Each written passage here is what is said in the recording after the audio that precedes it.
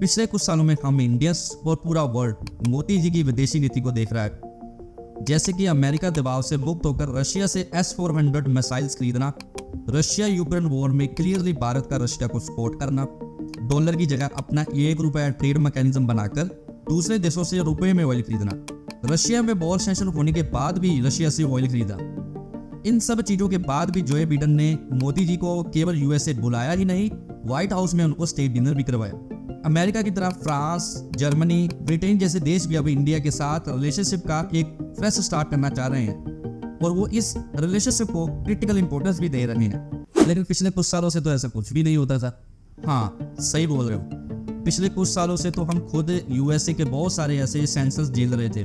तो फिर ऐसा क्या हो गया कि वेस्टर्न कंट्रीज जो है वो इंडिया के साथ ऐसा रिलेशनशिप में आगे बढ़ रही है और इंडिया भी इन रिलेशनशिप्स को काफ़ी पॉजिटिव वेव्स में ले रहा है।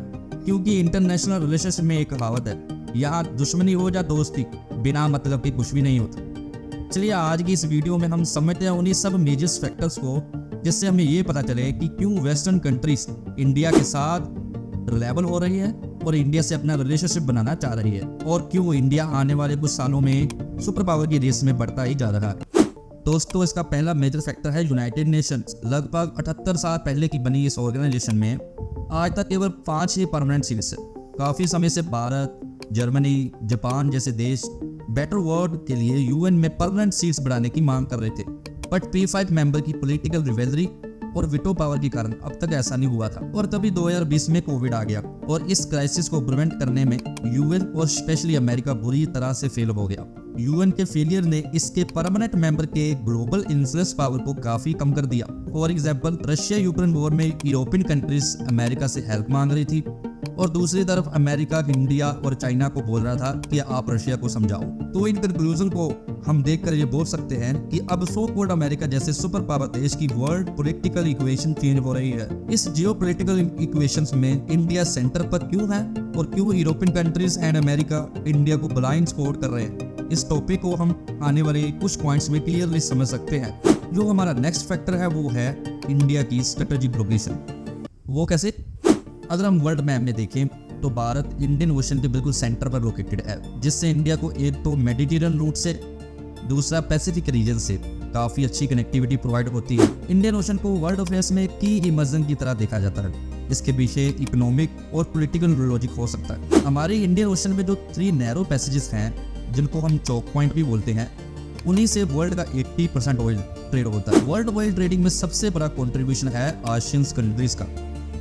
इसीलिए आसियन कंट्रीज इंडिया से अच्छे रिलेशनशिप बनाने में दिलचस्पी रखती है। जियोग्राफिकल फैक्टर के बाद जो फैक्टर हाईलाइट किया जा सकता है वो है economic factor. World economic league के अकॉर्डिंग 2031 तक $6.8 ट्रिलियन की जीडीपी के साथ India world third biggest economic country बन जाएगी।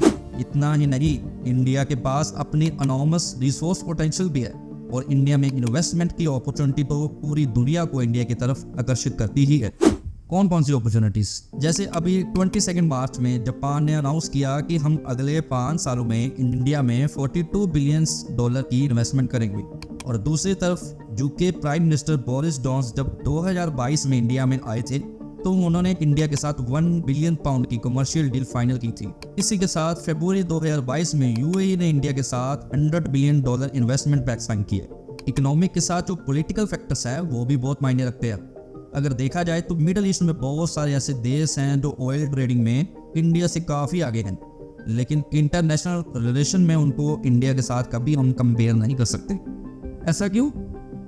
ऐसा इसलिए क्योंकि मिडिल ईस्ट की हिस्ट्री पॉलिटिकल इंस्टेबिलिटी से भरी पड़ी और दूसरी तरफ जो हमारा इंडिया है, इंडिया की डेमोक्रेटिक क्रेडेंशियल्स बहुत हाई है। इंडिपेंडेंस से लेकर आज तक इंडिया ने कभी भी मिलिट्री रूल को विटनेस नहीं किया। इंडियन डेमोक्रेसी की स्ट्रेंथ को पूरी दुनिया मानती है। पॉलिटिकल स्टेबिलिटी का भरोसा इंडिया को बाकी सुपर पावर कंट्री से जोड़ता है। पीएम मोदी और उनकी मेजोरिटी गवर्नमेंट की वजह से वर्ल्ड लीडर का इंडिया को लेकर कॉन्फिडेंस बूस्ट होता देखा गया है। पीएम मोदी आज वर्ल्ड के मोस्ट इन्फ्लुएंशियल लीडर्स में काउंट किए जाते हैं। फॉरेन पॉलिसी में मोदी जी की बॉडी रिलेशनशिप्स और लीडरशिप एबिलिटी ने इंडिया को वर्ल्ड अफेयर्स में हाई पोजीशन पर खड़ा कर दिया है। लास्ट फैक्टर जो है वो है इंडिया का डेमोग्राफिक एडवांटेजेस। इंडिया की टोटल पॉपुलेशन का 63% पार्ट्स वर्किंग एज ग्रुप को बिलोंग करता है इसी कारण इंडिया दुनिया को एक अट्रैक्टिव मार्केट ऑफर करता है। ये working age group MNC companies में चीपर लेवल पे भी काम करते रहते हैं, इसलिए एमएनसी कंपनीज इंडिया में बिजनेस करना पसंद करती है।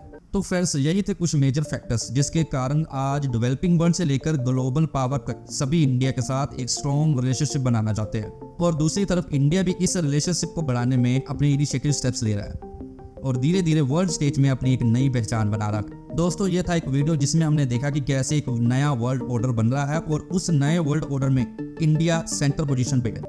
तो फ्रेंड्स, मैं आपसे पूछना चाहता हूँ, आपको क्या लगता है, क्या इंडिया सुपर पावर बन पाएगा? क्या इंडिया को नाटो ऑर्गेनाइजेशन अपनी मेंबरशिप देगी?